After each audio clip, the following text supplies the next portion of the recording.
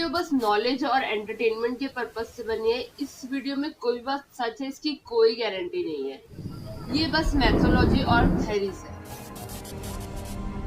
तो अपने अर्थ में कई ऐसी चीजें हैं जो लोगों को अभी तक नहीं पता या पता है पर उसे मानना नहीं चाहते। तो आज की जो वीडियो है कोई फनी कंटेंट के ऊपर नहीं बल्कि मिस्टीरियस थिंग, शॉकिंग फैक्ट, ऐसी चीजें जो लोगों ने खुद देखी है, बताई है, पर उसके ना होने का प्रूफ देखिए उसे झुटलाया गया और उसे बस अफवाह या इमेजिनेशन का नाम दे दिया गया।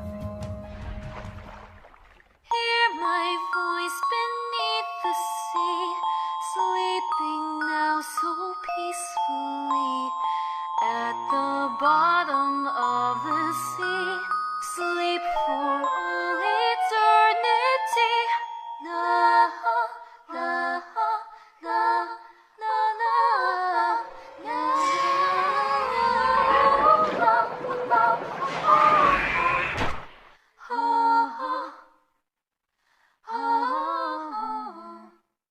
Sailors live so restlessly. Come with me, sleep peacefully.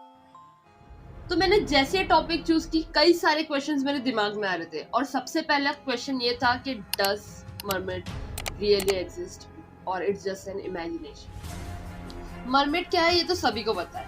कई सारी कार्टून, मूवीज, सीरीज, डॉक्यूमेंट्रीज और स्टोरीज में मरमेड को बताया गया है, पर क्या सही में भी मरमेड्स होती है?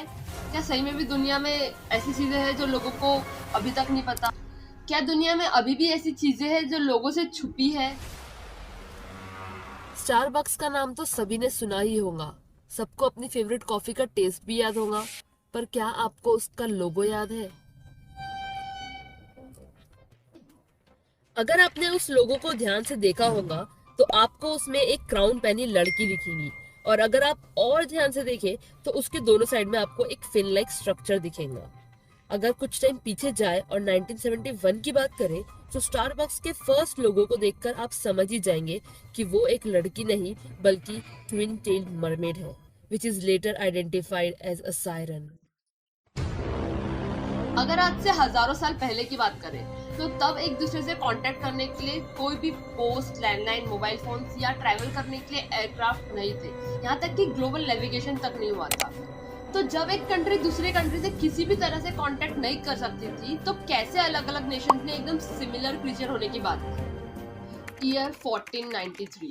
Christopher Columbus is an Italian explorer and navigator, and he also was the first person who discovered America. Christopher Columbus ने खुद अपने डोमिनिकन के पास हुई समुद्र यात्रा में बताया था कि उन्होंने 3 सायरन्स को देखा था जो कि बिल्कुल अनअट्रैक्टिव थी। पर मेन क्वेश्चन ये आता है कि सायरन यानी क्या?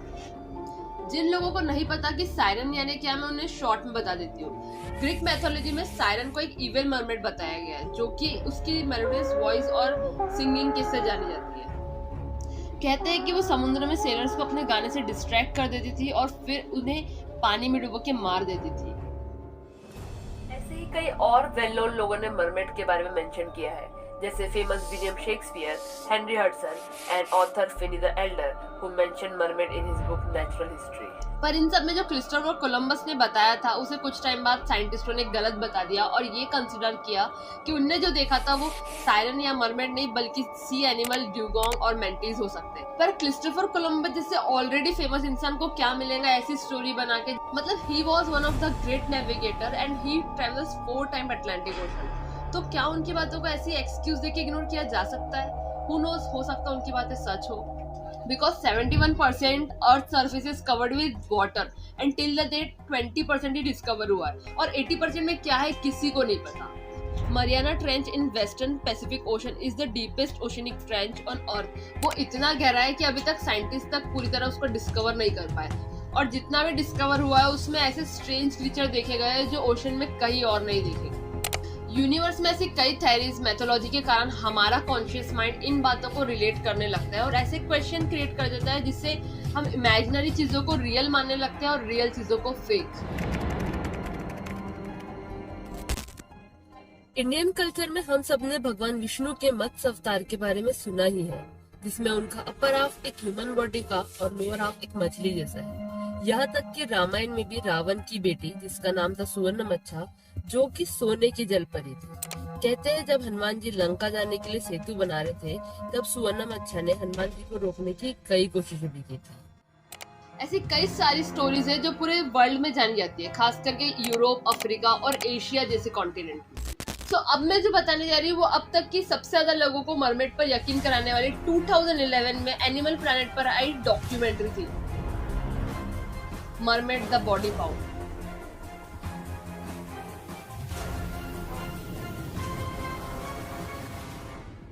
अभी जो आपने देखा वो डॉक्यूमेंट्री नहीं बल्कि मॉक्यूमेंट्री है। नॉर्मल वर्ड में बोलूँ तो ये सिर्फ एक फेक डॉक्यूमेंट्री है जिसमें 3 एक्स नॉन साइंटिस्ट, जो कि साइंटिस्ट नहीं बल्कि एक्टर्स हैं और ऐसे कई शोज में काम कर चुके हैं, वो लोग पब्लिक को ऐसे पॉइंट बता रहे हैं जैसे कि मरमेड का इवोल्यूशन कैसे हुआ,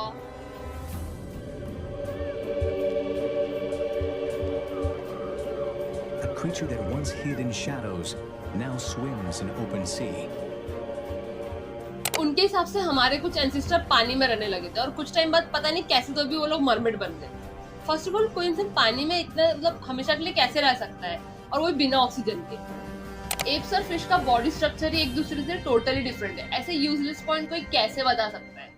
ईयर 1997 में सबसे ज्यादा loud under water sound record हुआ था जिसका पता बहुत टाइम तक किसी को नहीं चला था, पर फिर इस चीज का पता चला जब रियल नो साइंटिस्ट को ऐसा ही सेम साउंड अंटार्कटिक के पास सुनाई दिया, और वो साउंड आइस क्विक के कारण आइसबर्ग के फ्लोट होने से क्रिएट हुआ था, जिसे ब्लूप रिकॉर्डिंग कहते हैं। और ये हिस्टोरिकल साउंड को भी उन्होंने उनकी मॉक्यूमेंट्री का पार्ट बना दिया, जहाँ पर एक्चुअल साउंड रिकॉर्डिंग रहती है तब तक ब्लूप रिकॉर्डिंग चलती है, और जैसे ही वो फेड होने लगती है तो पता नहीं कौन सी फेक साउंड उन्होंने उसमें डाल दिया है। आई कांट बिलीव इतना स्ट्रेटेजिकली ये डॉक्यूमेंट्री बनाई गई थी, मतलब लोग उसे फेक मान ही नहीं सकते। यहाँ तक कि उन्होंने केव पेंटिंग दिखा के मिसगाइड करा, जिसे लोगों ने बिलीव भी किया।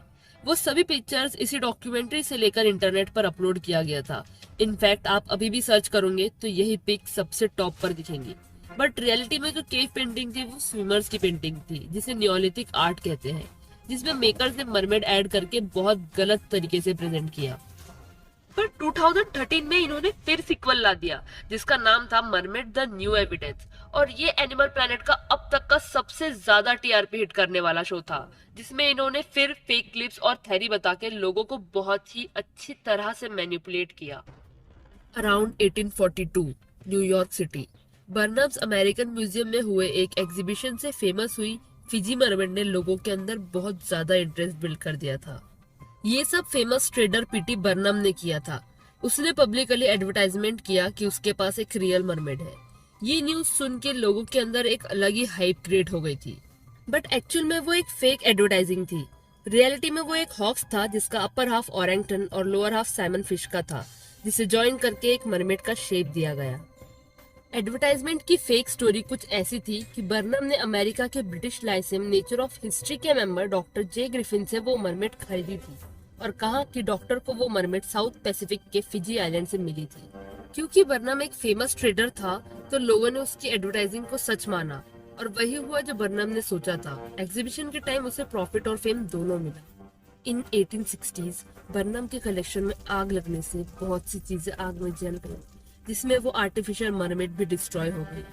और ऐसे ही कई कंट्रीज में सूडो मरमेड है जो कि फिजी मरमेड से इंस्पायर होकर बनाई गई थी। यही आर्टिफिशियल मरमेड देख के लोग अभी भी इसे मरमेड के होने का एविडेंस मानते हैं। इन सब में एक ही बात बोलूंगी, या तो ये सब एग्जिस्ट ही नहीं करता, सब थ्योरीज झूठी है, या deep down no one knows कि इन सब पर रिसर्च कर रही हो और दुनिया को पता भी ना हो। तो आज के लिए इतना ही, और हर चीज पर बिलीव मत किया करो। So thank you so much for watching and I hope you enjoy the video. और अगर वीडियो अच्छी लगी हो तो लाइक करो, शेयर करो और ऐसे ही वीडियो के लिए सब्सक्राइब करो।